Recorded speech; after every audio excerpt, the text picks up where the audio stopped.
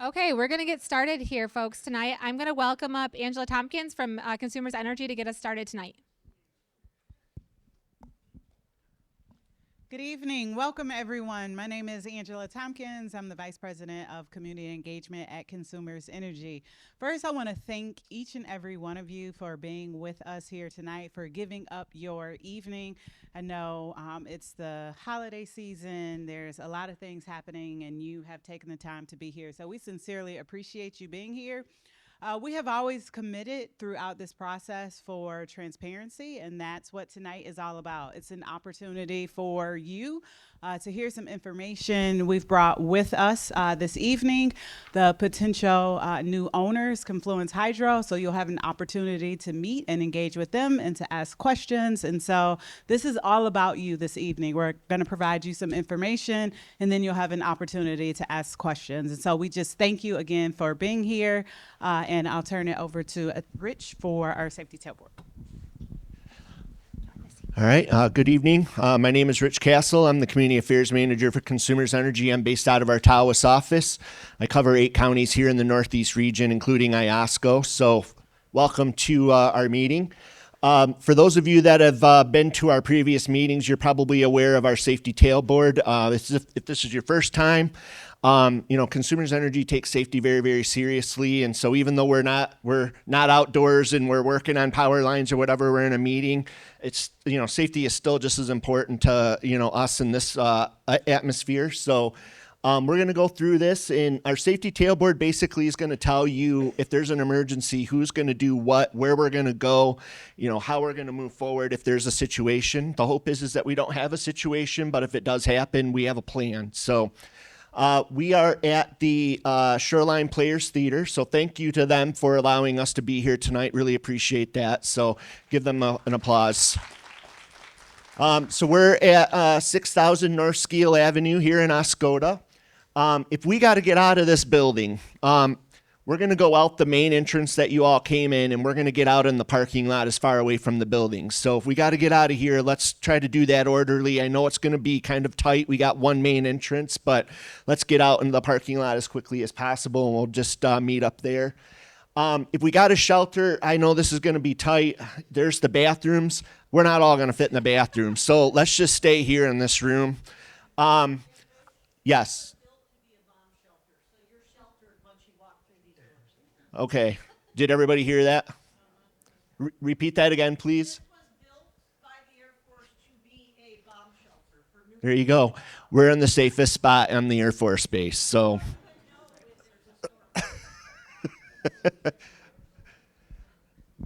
thank you. I'm the incident commander. My phone number is 231-735-3619 if you need to get a hold of me. Maggie Pallone from PSC, she's going to call 911. Our emergency responder runner is going to be Anna Lee. She's around here somewhere. She will direct that. CPR first aid is going to be Adam Monroe. If we have a major situation where we have a number of people that are, need of CPR, if anyone is trained in CPR, don't hesitate to jump up and help out. I mean, sometimes it's necessary to have a few people. So if you're willing to do that, don't be afraid to jump in. AED will rely on our emergency responders. Fire extinguisher will be Doug DeYoung. Doug's in the back of the room. There is a fire extinguisher in the back as you came in, and then there's another one in the lobby. And then hazard. So we got a lot of people in here. There's some cords and wires up here. Just recognize that the entrance to get into this room and then obviously into the building itself, kind of tight quarters. So let's just get out of here orderly if we have to. If you came in on the sidewalks, even though they're salted, could still be a little bit icy, so just watch yourself with that. And then unfortunately, we got to talk about active shooter. If we have a situation like this, run, hide. If you're going to hide, make sure your phones are silenced. The last thing you're going to want to do is have your phone ringing while that's all going on. And trust me, if that's going to happen, it'll happen during that time. So just make sure that you have your phone silenced. And if you're going to fight, fight. And then with emergency responders come in here, don't hesitate to tell them what's going on. So any quick questions about the safety tailboard? All right. Thank you all. Appreciate you being here tonight. Oh, I took ATs. Thanks, Rich. I'm Maggie Pallone. I'm with Public Sector Consultants. We are the third-party facilitator and have been for these community meetings since 2022. So if you've been to a community meeting here in Oscoda before, you've probably seen me up talking in front of you. We're really honored that we've been able to facilitate these conversations over the last 3 years. And, you know, Rich is the only community affairs manager, though, that when he goes through his safety tailboard, he always says people. And I'm like, really, Rich? Your communities? People are one of the things, the hazards that I have to be aware of. So I always keep that in the back of my mind and maybe grateful that we're in a bomb shelter today. Let me just walk through a little bit of the meeting purpose, and I had to grab my notes here, sorry. First, I just want to thank you. You know, we've been on this journey together since 2022. We came to you in 2022 and probably surprised a lot of you when we first had the conversation about, hey, these 100-year-old assets in your community might be coming out. I think we scared a lot of the community, and I'm going to talk a little bit about how we talked about that. So I just want to thank you for being on the journey with us to get to this meeting today. I know that we've been in your community a lot over the last few years and have brought messages of hope and maybe despair, depending on what side of it you're on. But just really appreciate you being here tonight. Like Angela said, there's a lot of places you could be. With that, I will honor that we're going to end our meeting at 7:30 tonight. If you don't get your question answered, some folks will stick around and answer as many questions as we need to, take as much time as we need to make sure your question's answered. But I know you got kids, you got other things you need to do. So we will wrap up this meeting right at 7:30.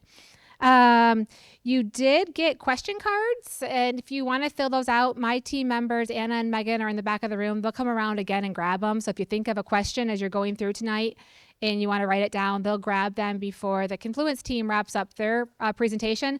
We'll go through, we'll try to group those together and combine as many like questions as we can to get those answered. So like if you're like, I asked that question, but not that exact wording, it's probably because we've grouped some like questions together. We are recording this meeting. You see Brad standing there recording. We'll get all of these recordings posted online as soon as we can. So we're recording every one of the meetings, the presentations. So if your neighbor couldn't make it here today, we're going to try to get those presentations up as quickly as possible so you can share it with them and they can watch the presentation as well. The slide deck will also be shared. And finally, I just really am excited. They're going to come up here and introduce themselves in a little bit, but I'm really excited for us to welcome the Confluence Hydro team here to the meeting tonight. They are going to talk a little bit more about who they are, their safety record, their track record of dam ownership. But tonight, I'm just really excited that they get to meet their new neighbors. They are 2 months into the announced sale, and probably as they're going to talk about at least a year out from being the owners. So while they're here to give you a little bit of information about them, they really are here to listen and learn and gather input from their community members that they're going to be now neighbors with. They also probably aren't going to have an answer to every one of our questions. They still have a year before they take dam ownership. And so a lot of what I hope that we'll be able to provide them today is the same feedback that you provided consumers over the process of trying to figure out what to do with these dams in the way, the neighborly way, the friendly way in which you did that in these other meetings we've had. With that, the purpose of the meeting tonight, provide you an update. Rick, who will be up here in a second, will walk you through a presentation about the decision to sell these dams. Confluence will come up and then present some information about who they are, why they want to buy these dams. We will work through some of the question cards, and then I anticipate we'll have like a half hour for a question and answer with the community. So my team members will have 2 microphones and they'll come around and you can ask questions via mic for the last part of the meeting today. So I've been in this community before. I know you all are wonderful people, but I do want to just provide a couple reminders for rules of engagement. And I'm going to stand over here so I can actually see them. If you want to submit your question card, please do. But if you don't want to and you want to raise your hand and ask a question, that's great too. I'm just going to ask so that you're respectful. Not everyone in this room probably shares the same opinion as you, and they probably have some pretty strong opinions about whether the sale is the right or wrong thing for this community. So just ask that you're respectful to your neighbors that are in the room tonight and be considerate with your questions. I know we are going to have a lot of questions. This is our 4th meeting. We were in Mayo last night. I want to get through as many questions as I can. So just be a little bit considerate as you think about the question you want to ask. And if it's about like your own lease, your own property, there is a whole bunch of consumers team members here tonight that can take that question offline or get that question answered for you. But let's not ask that question about my house at 1234 West Main Street has an issue with the line coming into my house, and can you get it fixed? Rich can help you with that. A whole bunch of other people can help you with that. We don't need to use this meeting tonight to ask that question. And then wait your turn. I know that you're going to have a question that you really, really want to ask. Please don't yell it out. Even if you think you have the world's loudest teacher voice, the folks in the back of the room cannot hear you. And I guarantee you they will yell, "We can't hear you," even though you think that they can. So please wait your turn, raise your hand. We'll get to your question. But just yelling out your question, please don't do it. I won't tolerate it. It's rude. And if you keep doing it, I'm actually going to ask somebody from our team to have you leave. So as long as we can agree to that, we will have a wonderful meeting tonight. Cool. Everybody gets up and leaves. They're like, never mind, Maggie, I don't want to do this meeting. You sound boring. I promise I'm not. So if this is your first meeting, if all of a sudden you just heard, oh my gosh, Consumers Energy owns a dam in my community and they're selling it, what the heck? Let me give you just a little bit of background before I turn it over to the consumers team. They actually own 13 river hydro facilities across the state. There is 6 on the Asable, 1 on the Grand River in Allegan, one on the Grand River near Portland, Michigan, 1 on the Kalamazoo River, 2 on the Manistee, and 3 on the Muskegon. Like I said, we were in Mayo last night talking about Mayo and Alcona dams, and then tonight we're obviously talking about Foote, 5 Channels, Loud, and Cooke. Thank you. I was going to get there. I didn't need help. So, like I said, this is not the first time we've been in this community. In 2022, and Rick's going to talk a lot more about this, Consumers Energy began a multi-year review of all of their assets, but pertinent to this group, to the hydro facilities. Part of the reason was because 11 of those 13 operating licenses that they have from the federal regulatory agency that oversees these dams have licenses that expire in 2034. And that might feel like, wow, that's a long ways away.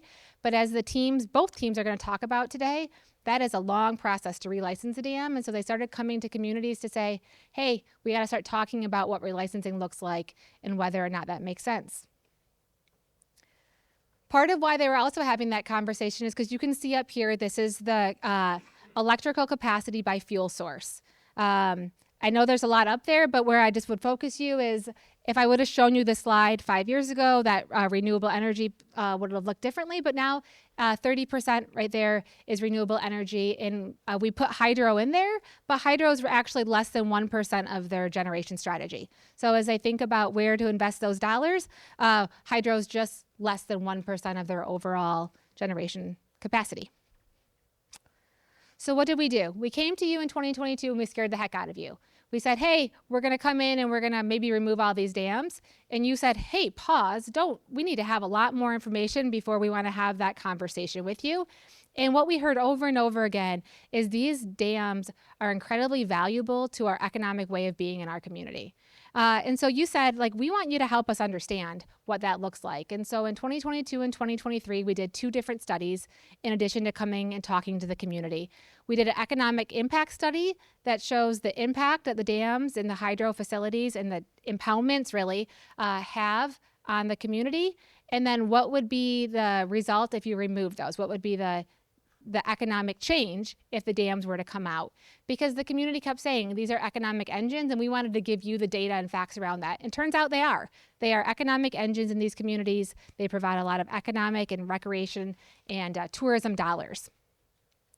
But in 2023, we thought we might have a decision in 2024. And when Rick's going to talk more about the process, but when it turned out we weren't going to have a decision, we said we got to go back to the community and have a smaller conversation. Having one more big community meeting without a decision didn't make a lot of sense. So in 2024, we formed prosperity groups.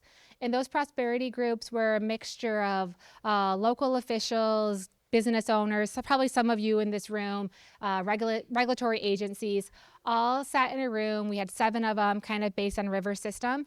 And we asked the community to help us understand prosperity for your community regardless if the dam is sold, the dam was relicensed, or the dams were removed? And how could Consumers Energy be a partner in your prosperity regardless of those outcomes? So what would it look like if we said, we're going to decommission, and how could consumers help fill the gap? If you're going to relicense, how can consumers still be a partner? And so those meetings happened across 2024, and all of the information from all those meetings is available on Consumers' website. But generally, here, some of the feedback that we got in just broad strokes were that these dams and these recreational assets, that the impoundments that they create are great summer recreational opportunities. But for this community to really envision a prosperous future, they would love for folks to help them understand what year-round tourism could look like, giving more opportunities for visitors to be here in all 4 seasons. Maintaining and augmenting outdoor recreation, incredibly important. There's a lot more access points that folks would like to see along the river, and how, regardless of if these dams stayed or go'd, how that could happen. And then finally, continuing safe operations. We heard over and over again that Consumers Energy has a long history of maintaining these dams in a safe way. And if they continued ownership, everyone wanted to make sure they continued that safe operation. And if they were going to sell, that they found a buyer that could continue to operate these dams in a safe and reliable way. And I'm excited for Consumers and Confluence to share with you today how that is going to happen. With that, I think actually, Rick, that's a great way for me to turn it over to you and have you walk through the sale and maybe introduce yourself. Can you get that? No. Yeah, thank you, Maggie. I'm going to come to this side a little less congested. Good evening, folks. By way of introduction, my name is Rick Blumenstock, and I work for Consumers Energy and have done so for 32 years. I have a title of Executive Director of Engineering, and my role is to oversee the company's existing generating assets from an engineering perspective. The reason that I'm talking to you tonight is I was one of the principal negotiators of the sale transaction. So I've got the behind-the-scenes details and likely best suited to answer your questions, and I'm happy to do that. So as Maggie said, decision to sell. So why did we decide to sell? That started back in about 3.5 years ago, in 2022. The company had just completed its integrated resource plan. So Consumers Energy and all utilities in Michigan every 5 years have to explain to the Public Service Commission, who is our state regulator, what our plan is for serving our customers over the next 20 years. And that's kind of a step back from normal business and look at your supply portfolio. How are you going to supply customers over the next 20 years? What we did is we took a look at our existing fleet, and in particular, we looked at our 13 river hydro facilities. And we agreed with our Public Service Commission that we would do what we call a roadmap study. Look at the options we have for the assets and what makes most sense for our customers. And when I say most sense, there's obviously price as the electric rate. But in these bubbles, I'm showing other things that come along with these facilities, like recreation and some of the other aspects that you see there. At that time, we were only thinking of really 2 options forward, which is continuing to operate the assets or decommission and retire them. Those are the only 2 real options that we had thought about. At that time, sale wasn't really on our radar. So during that time that we had the third-party consultant, we hired a third-party consultant to do that roadmap study for us. We came out to the community, just as Maggie had said, and we heard loud and clear what your priorities and preferences were in each of the communities. And one of the overriding themes we heard across the 13 river hydro facilities was retaining the impoundments and the way of life that they support. So fast forward a year, the consultant came back and said, you have 3 options. You could sell the assets or decommission, retire, or relicense and continue to operate.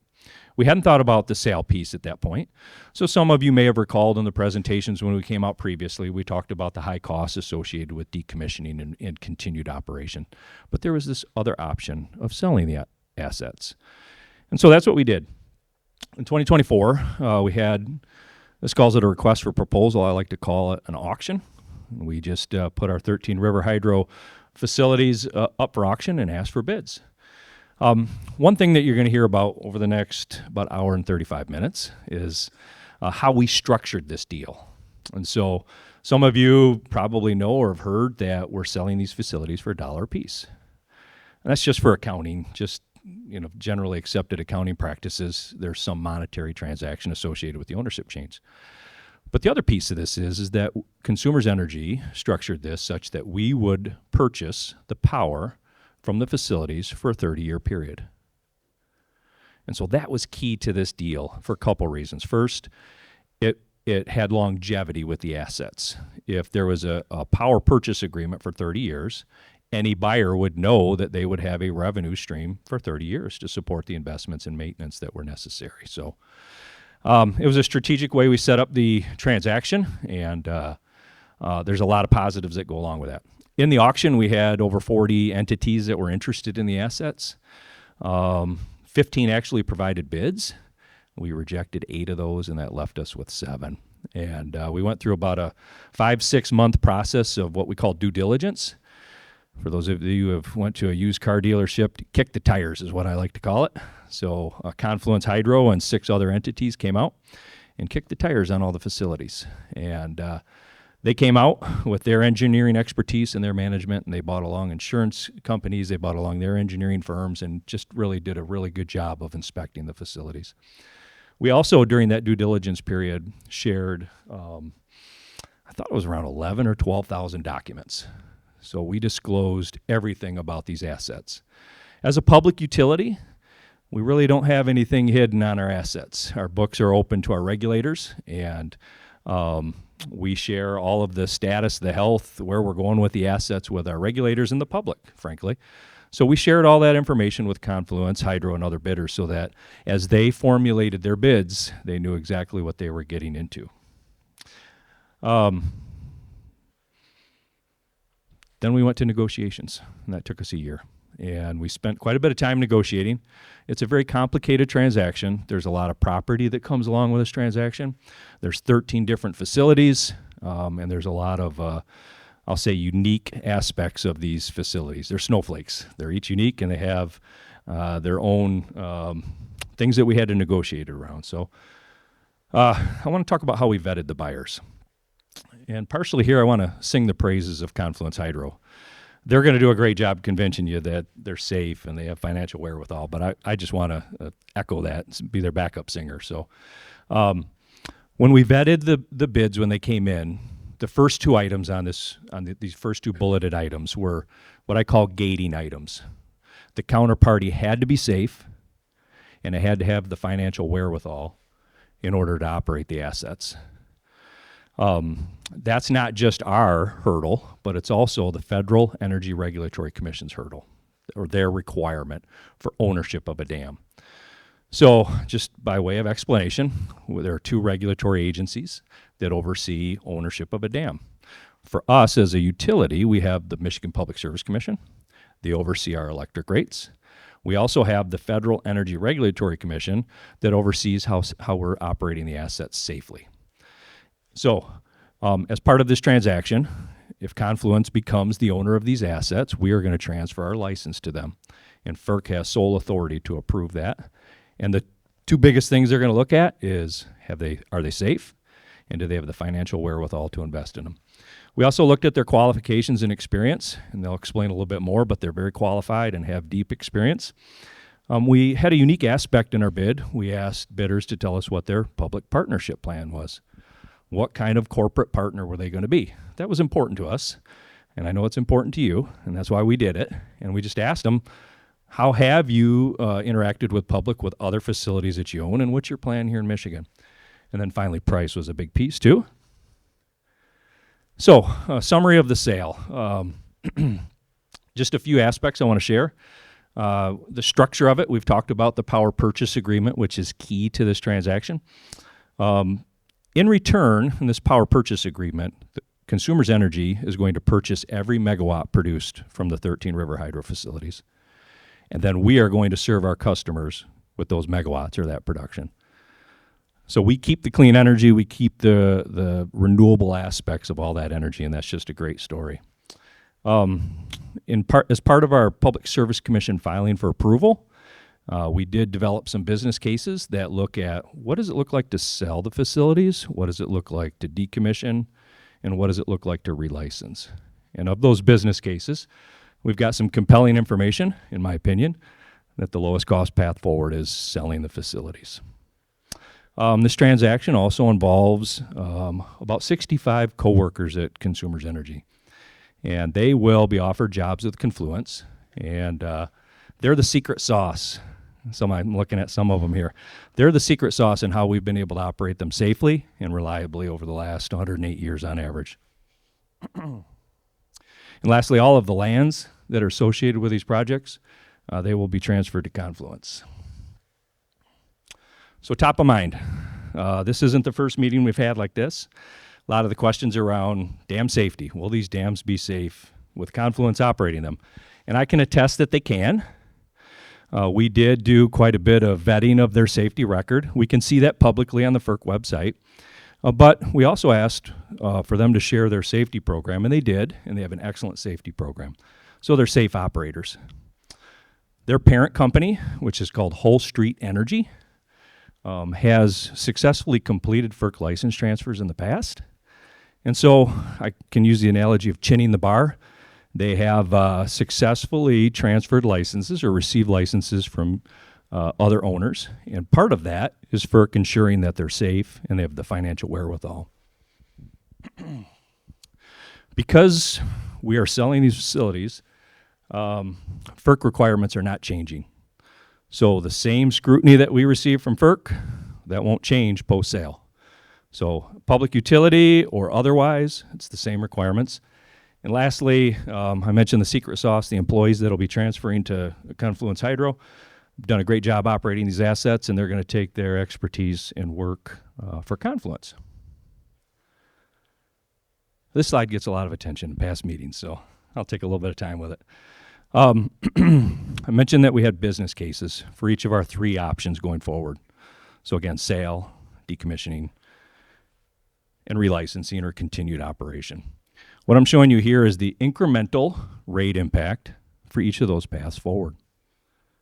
And it's over a 30-year period on the x-axis here. On the y-axis is the incremental rate impact. So I think residential rates, last time I looked at my bill, 16, 17, 18 cents a kilowatt hour. So what this is showing you is how much more will we have to pay as a result of this transaction. And for the 3 options going forward. So I want to point out that sale with a power purchase agreement is the lowest cost path forward for our customers as compared to the other 2 options. And I also want to point out that the amount of the rate increase is very minimal. So for the first 5 years, it'll be about 0.07 cents, which is 1/15 of a penny. And by the end of the period, the 30-year period, it'll be about 0.2 cents, which is about 1/5 of a penny. So rates will increase, but they will increase the least if we choose to sell with a power purchase agreement. So as far as next steps, where we're going, as I said, we've made filings with both the Public Service Commission here in Michigan and the Federal Energy Regulatory Commission. We need approval from the MPSC for the sale of these assets and also for the power purchase agreement that comes along with it. From FERC, we need approval for the license transfer. And we made both of those filings at the end of October, and we're expecting about 12 to 18 months for to get an answer back on approval or denial. So it's quite a lengthy process, particularly with the Public Service Commission. It'll be a contested proceeding, so there'll be all that comes along with contested proceedings. So another question we've heard about is property rights. Are my property rights going to change? And so I've got a summary here of the agreements that we've got on the Asaba River. That's for all 6 facilities along the Asaba River. We have, in total, 68 contracts. Agreements, I'll call them. 5 of them are leases, and 63 of them are licenses. Some of you may be a party to those agreements. For those 5 leases, we will assign those to Confluence. Legally, leases can be assigned. So they will be assigned. There'll be no change in the provisions there. It'll just be a change from Consumers Energy to Confluence Hydro. For the licenses, we cannot legally assign a license. So think of like your driver's license. You can't assign your driver license to somebody else. So for those 63 licenses, we are working with Confluence Hydro to develop replacement agreements for all of those licenses. And we intend to do that before close of the transaction. And at close, the new agreement will go into effect.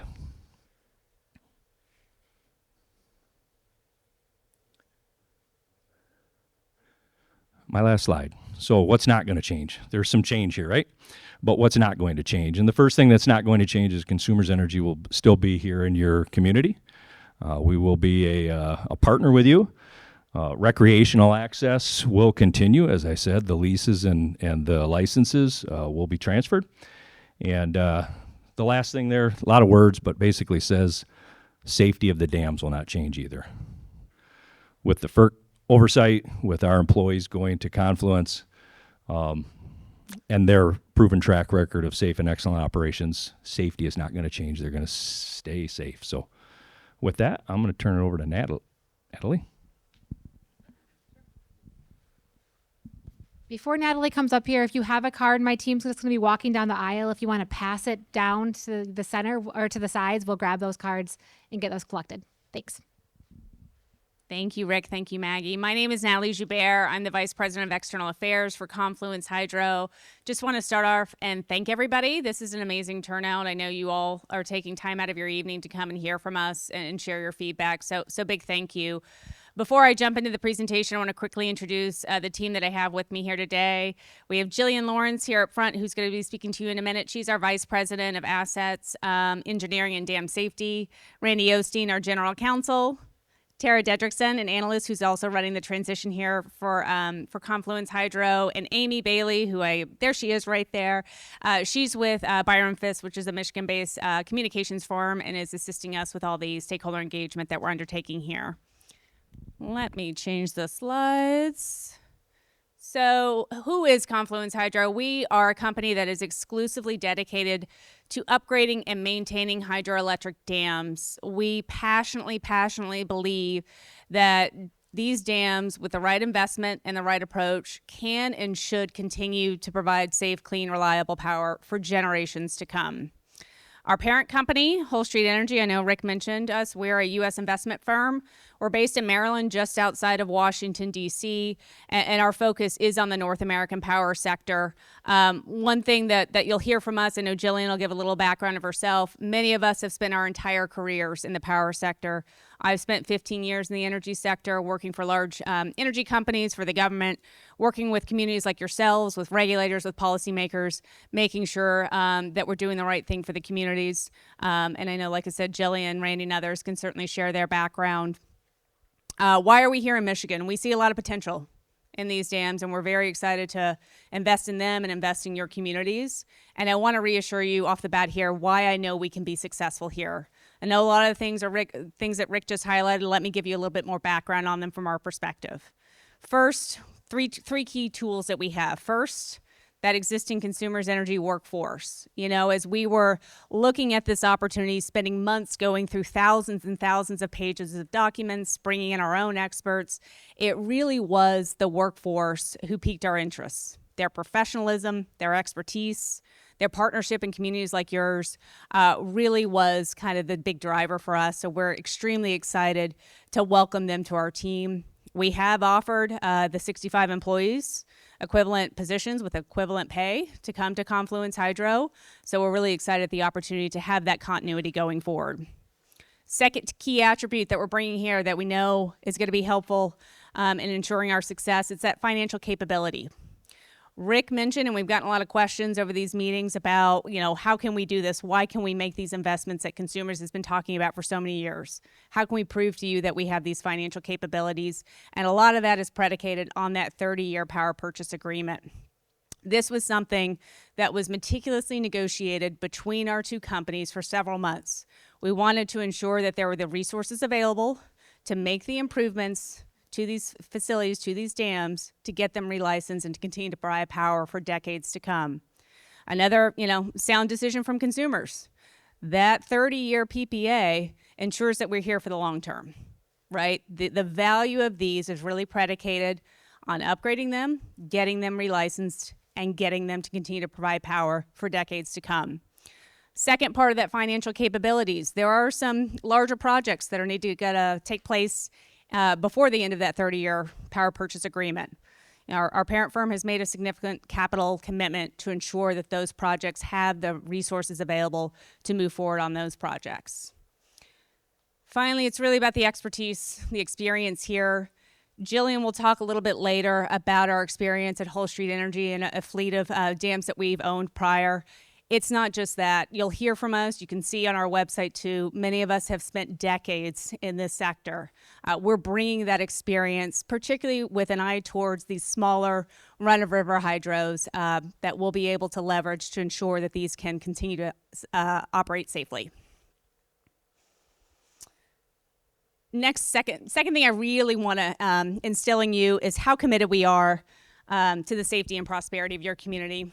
You know, as Rick was talking about what they were looking for and a potential buyer, it was an owner who was equally committed to engaging in the community.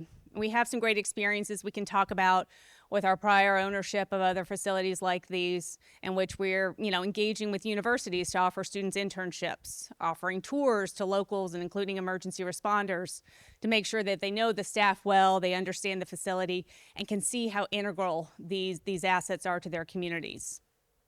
We are really looking forward to hearing from you all how we can be those good partners here. Consumers, Maggie's team, they've done an amazing job over the past few years collecting feedback about what that vision should look like if Consumers Energy were to sell these dams. We've read those reports. We're certainly internalizing the recommendations. But more importantly, we're here tonight because we want to hear directly from you. We'll be here afterward, happy to take that feedback. Love to hear your questions.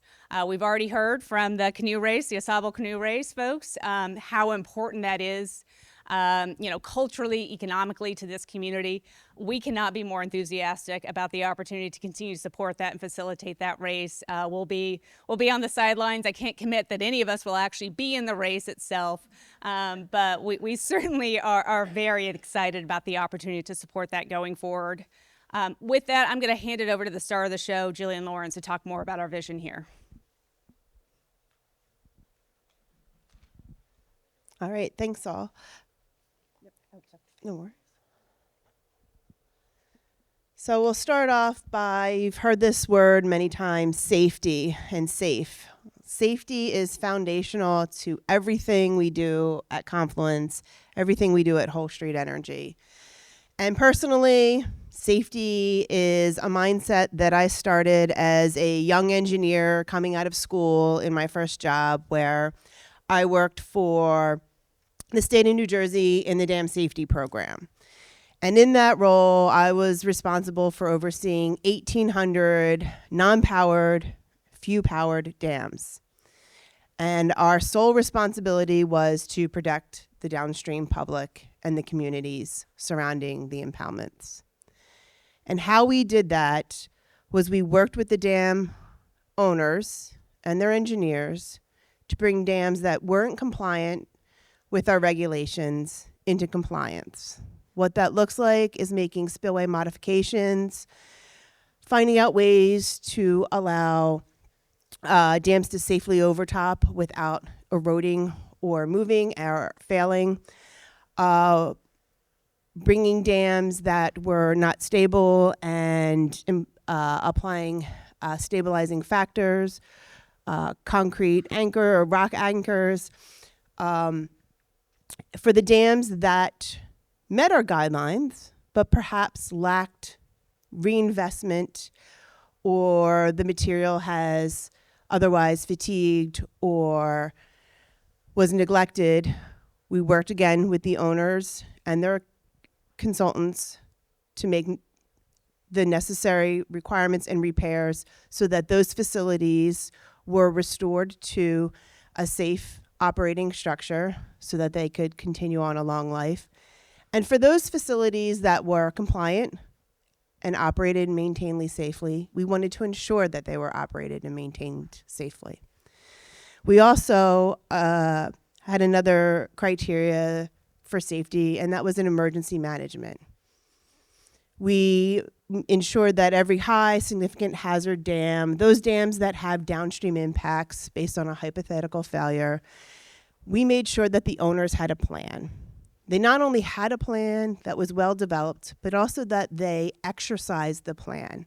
Because in the time of event, much like in our safety moment in the beginning, right? The worst time for your cell phone to go off is going to be when there's an event, right? That you don't want to be heard. The same thing happens in any emergency situation. It doesn't happen at the ideal time. And you need to have an exercise plan so it becomes second nature. Why do I tell you all this? It's because you don't drop that safety attitude when you leave. You take it with you.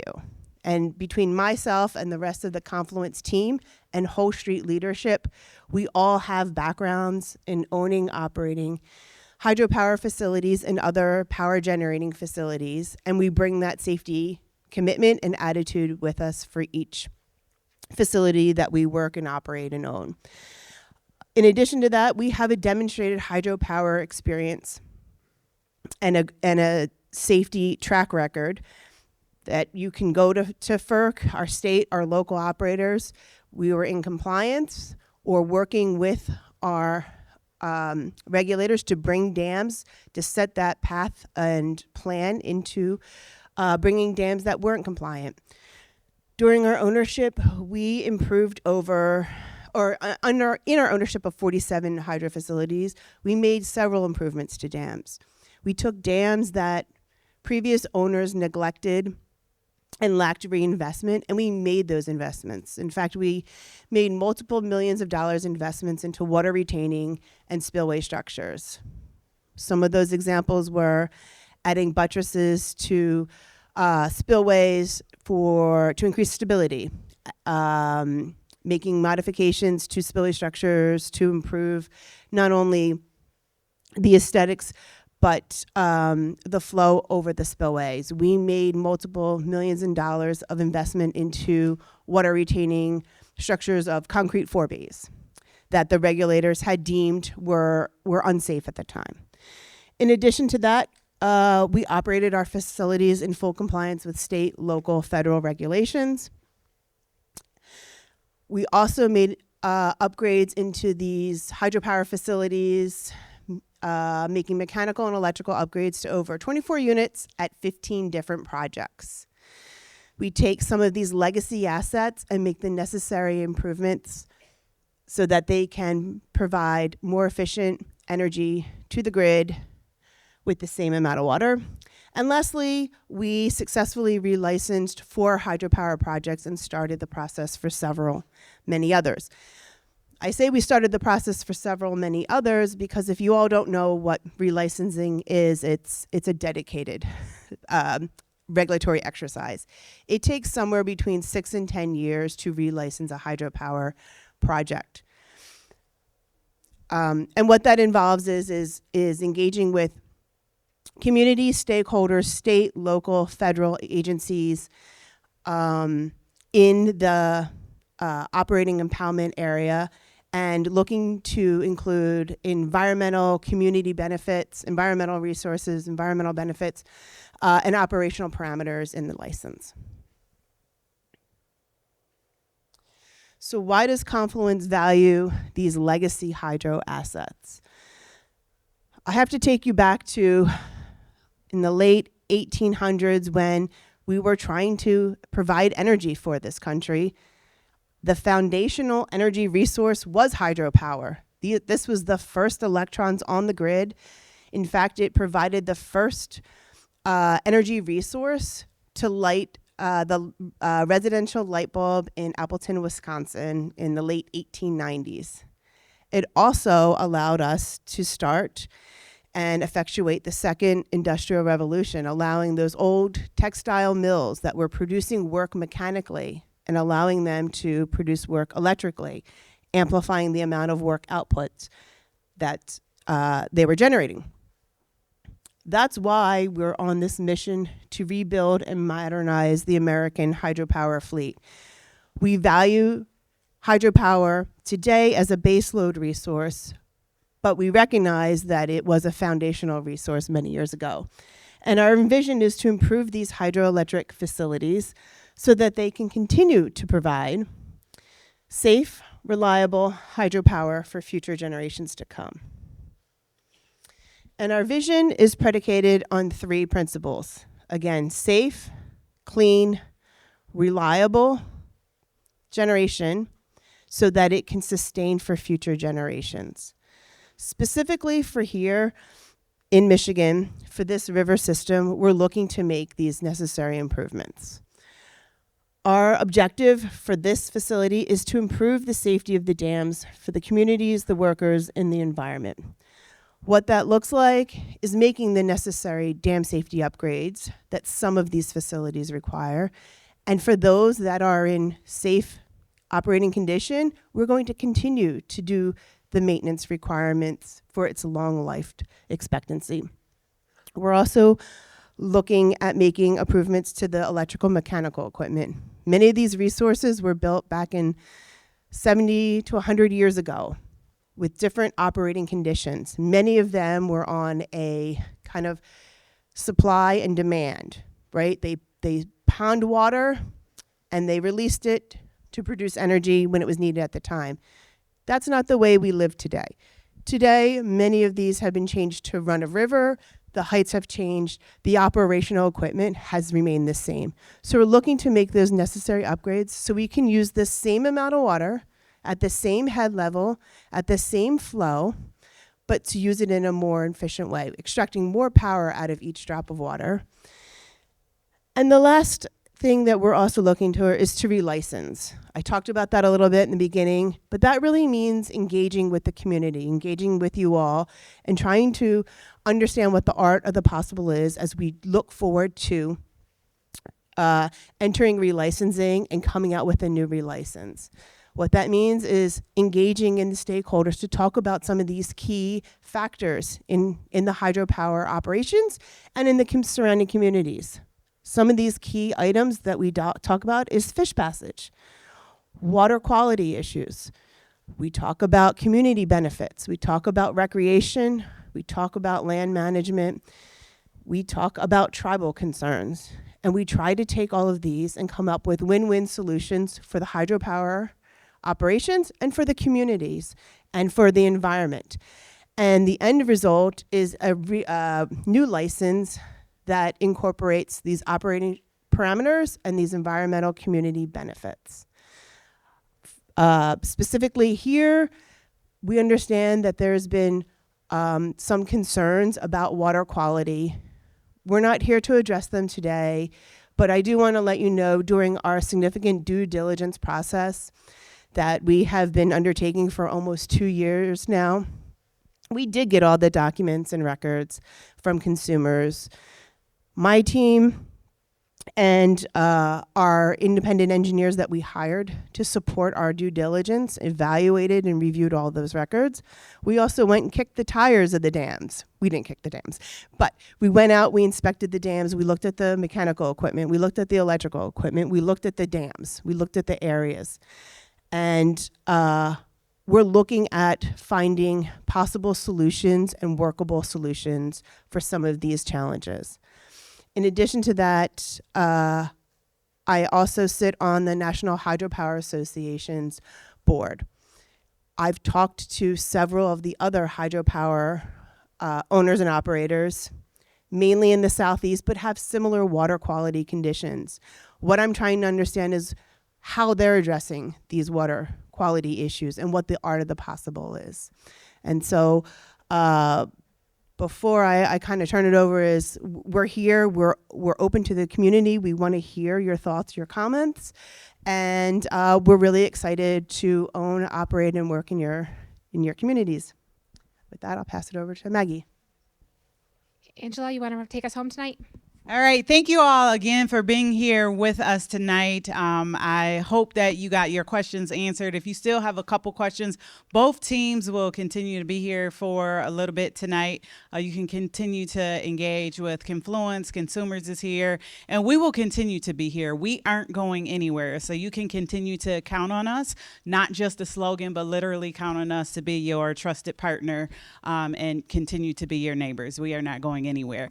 You all have a safe evening as you travel home, and thanks for being with us tonight.